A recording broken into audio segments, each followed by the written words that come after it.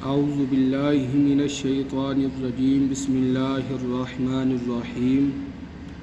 جماعت نہم کے عزیز طلباء، السلام علیکم ورحمۃ اللہ وبرکاتہ۔ اس سے پہلے ہم نے سورۃ الانفال کی آیت نمبر 45 تا 48 اس کا ترجمہ جو ہے وہ پڑھا۔ آج ہم اس سبق کی جو مشق ہے اس کو کریں گے، تو غور سے سنیں تاکہ آپ کو مکمل فائدہ حاصل ہو۔ یہ سب سے پہلے الفاظ کے معنی ہیں۔ پہلا لفظ ہے فَثْبُتُوا، تو ثابت قدم رہو، فَتَفْشَلُوا، پس تم ہمت ہار جاؤ گے، بَطَرًا، اتراتے ہوئے، جارٌ، معاون اور حمایتی، تراءت، آمنے سامنے ہوئے، نقص علی عقبیہ، وہ الٹے پاؤں پھر گیا۔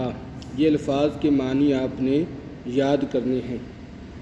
آگے اس کے بعد یہ 3 سوال ہیں، پہلا سوال، دوسرا سوال اور تیسرا سوال۔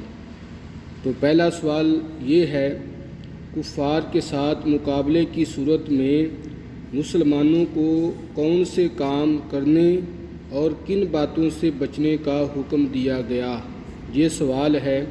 تو اس سوال کا جواب یہ ہے کہ کچھ کام مسلمانوں کو کرنے کا حکم دیا گیا اور کچھ کاموں سے مسلمانوں کو منع کیا گیا۔ اب وہ کام جو مسلمانوں کی کرنے والے تھے وہ یہ ہیں، نمبر 1، دشمن کے سامنے ثابت قدمی اور مستقل مزاجی اختیار کی جائے۔ نمبر 2، فخر اور غرور کی بجائے اللہ تعالیٰ کو بہت زیادہ یاد کیا جائے۔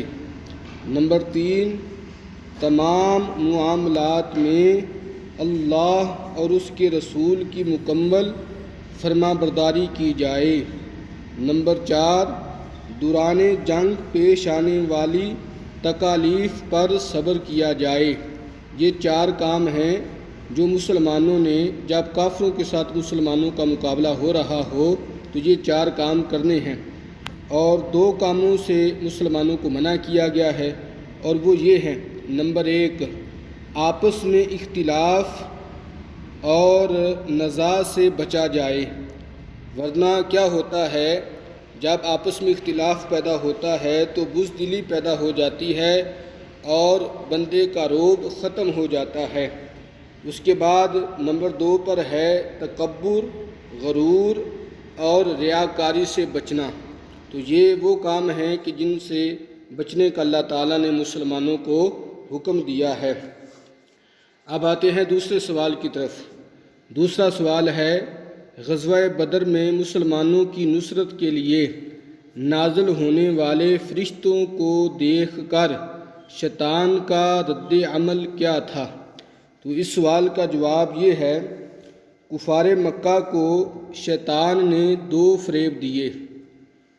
ایک نمبر پہ ان کو یہ فریب دیا کہ آج تم پر کوئی غالب نہیں آ سکتا، اور دوسرا فریب یہ تھا کہ شیطان سراقہ کے روپ میں کفار کے سامنے آیا اور ان کو آ کر کہا کہ میں تمہارا حامی اور مددگار ہوں۔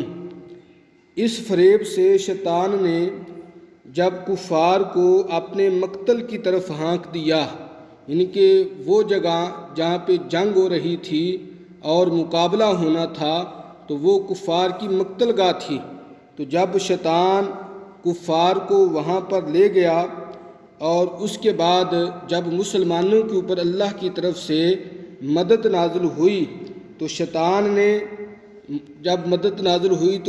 اس مدد کو دیکھا کہ اللہ کے فرشتے وہ زمین پر تشریف لا رہے ہیں، تو شیطان نے جب فرشتوں کو دیکھا تو پھر یہ کہتے ہوئے بھاگا، جو مجھے نظر آ رہا ہے، یعنی کہ نصرت الہی، وہ تمہیں نظر نہیں آ رہی، اور میں اللہ کے خوف سے ڈرتا ہوں اور میں تمہارے کاموں سے لا تعلق ہوں۔ یعنی کہ وہاں پہ ان کو لے گیا اور پھر وہاں پر لے جا کر ان سے لا تعلقی کا اعلان کر دیا۔ اب یہ جو تیسرا سوال ہے، اس سوال کے 3 جز ہیں، الف جز، بے جز اور جیم جز۔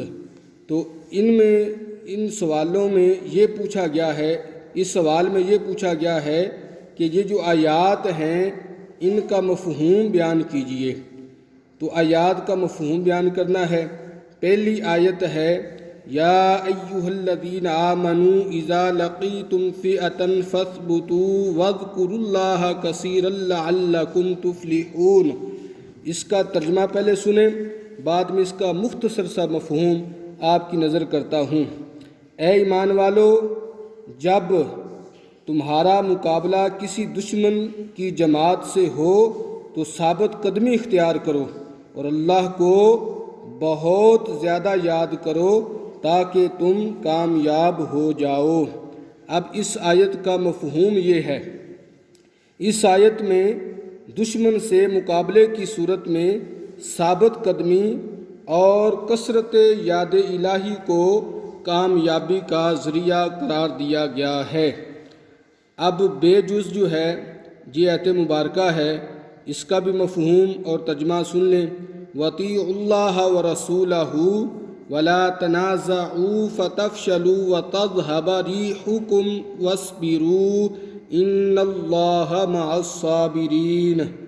پہلے اس کا ترجمہ سنیں، اور اللہ اور اس کے رسول کی اطاعت کرو اور آپس میں جھگڑا نہ کرو ورنہ بزدل ہو جاؤ گے اور تمہارا روب ختم ہو جائے گا، اور صبر کرو، بے شک اللہ صبر کرنے والوں کے ساتھ ہے۔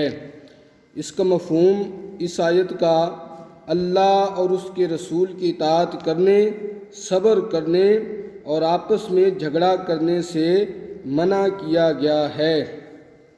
اب آئیے تیسری آیت کی طرف۔ وَلَا تَكُونُوا كَالَّذِينَ خَرَجُوا مِن دِيَارِهِمْ بَطَرًا وَرِئَاءَ النَّاسِ وَيَصُدُّونَ عَن سَبِيلِ اللَّهِ وَاللَّهُ بِمَا يَعْمَلُونَ مُحِيطٌ۔ اور تم ان کفار جیسے نہ ہو جانا جو اپنے گھروں سے اکڑتے ہوئے اور لوگوں کو دکھاتے ہوئے نکلے اور لوگوں کو اللہ کے رستے سے روکتے تھے، اللہ ان کے اعمال کا احاطہ کیے ہوئے ہے۔ اس کا مفہوم اس آیت کا وہ بھی سن لیں۔ اس آیت میں مسلمانوں کو منع کیا گیا کہ ان کفار جیسے نہ ہو جانا جو اپنی شان و شوکت پر تکبر کرتے ہوئے اور لوگوں کو اپنا روب دکھاتے ہوئے اپنے گھروں سے نکلے تاکہ مسلمانوں کو اللہ کے رستے پر چلنے سے اور دین پر عمل کرنے سے روک سکیں، لیکن وہ نادان اپنے ہی انجام سے ناواقف ہیں۔